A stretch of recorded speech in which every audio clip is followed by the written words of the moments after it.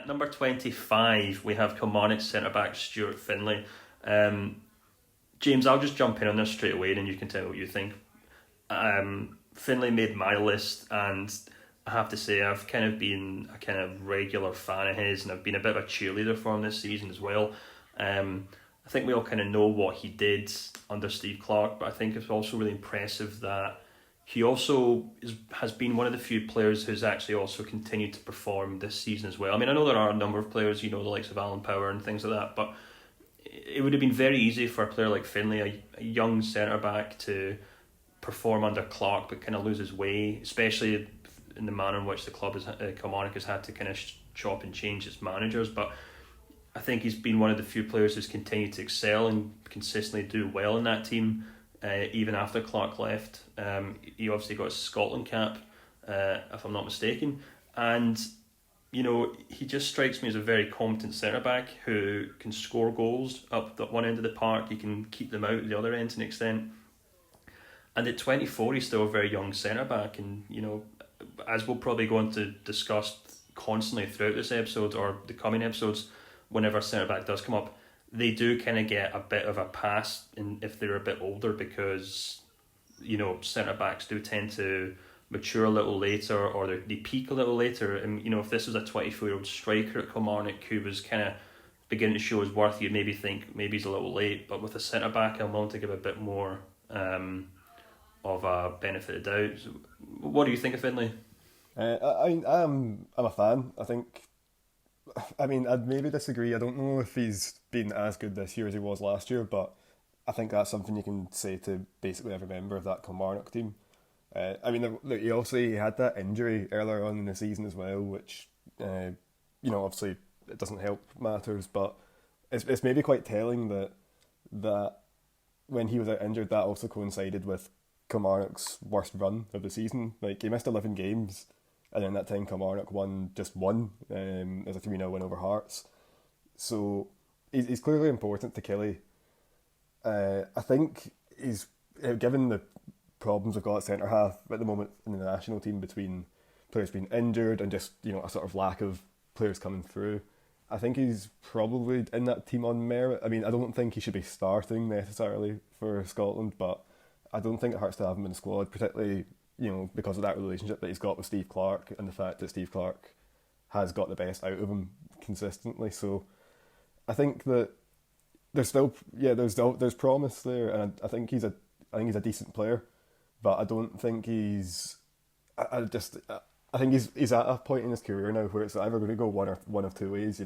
He's either going to really kick on and then develop, or he might just sort of stall, and this might be his limit. He might not really get that much better. So I think, don't get me wrong, I think he's a handy player. I think he's a good player. I'm not. As I say, he's at a bit of a sliding doors moment in his career, and it could go one of two ways, and time will tell which way it's going to go. I think that's a really good point actually, because I certainly agree that he certainly is at that kind of point in his career. It's either going to go one way or another. I think a large part of that's down to the manner in which his career began. He obviously came through at Celtic like a lot of young players do in Scotland, and he never broke into the first team at Celtic, but he went on a lot of loans. Greenock Morton, Dumbarton, obviously Kilmarnock as loan as well. And then once he left Celtic, he went on to Newcastle, which you would have thought, right, it's a really exciting move for a young player. But it didn't really work out for him at all. And he never actually played for Newcastle. He then moved back on loan at Kilmarnock, and then he obviously went on to re-sign for Kilmarnock there and as a permanent deal. And that's kind of where he's managed to find his feet. He's managed to kind of slowly but surely show the consistency, show his talents. And obviously Steve Clarke coming in has really helped project his career to the point that, as you say, he's a Scotland international.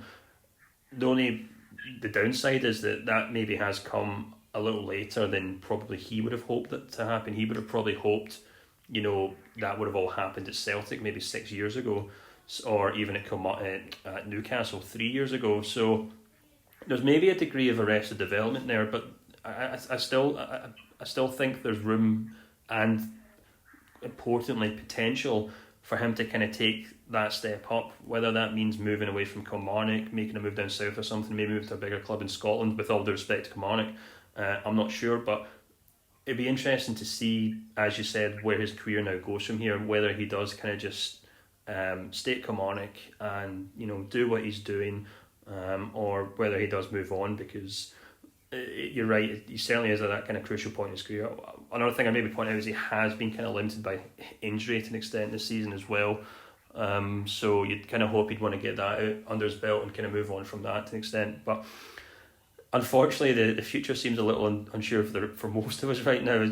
Never mind whether it comes down to who you're playing for next season. But I just think as you said, I mean, it's quite interesting the different perspectives we take on that. Like, you're kind of saying, well, you know, maybe this is where he kind of makes or breaks it, but I kind of agree with you in terms of the timing. But I do wonder if this, I'm thinking this moment almost more of a sort of jumping off point for him, or a point where he can now go on to the next level. And I guess that's why he's number 25. Yeah, I guess so. I would like to add as well that I can't believe I'm saying this, but I think that having Kirk Broadfoot back at Kelly is probably a really big help as well. Like, in that he'll have that experienced head next to him, and Kirk Broadfoot, you know, he's an accomplished defender at this level. He's had a good career, and I think he's exactly the sort of person that Findlay will learn from. Yeah, I think Del Fabro as well maybe helps to an extent as well. But it's certainly interesting. I mean, even if you just kind of want to look at, you know, the players around him last season, to the right he's got Stephen O'Donnell, who also has kind of had this kind of lunge forward in his career, in his stake, or his reputation as a player in Scottish football because of what Steve Clarke achieved. He's similarly managed to get a Scotland cap out of it, and it seems to me as though he's also now pushing to make that next step up in his career. So there are kind of parallels between him and Stuart Findlay. I mean, obviously O'Donnell's a bit older, of course, but then if you look to the left, there's Greg Taylor, who, you know, is obviously a bit younger than him, but he's basically done the exact same thing, where he's made the step up to Celtic. So it's interesting that even within that back line at Kilmarnock, there's now, well, there were three defenders who were in that kind of exact same stage in their career. Taylor has gone on to do it. O'Donnell may move on to do it, and I think, as we've just discussed, it seems as though Findlay will inevitably have to do it as well if he wants to kind of see how far that potential goes.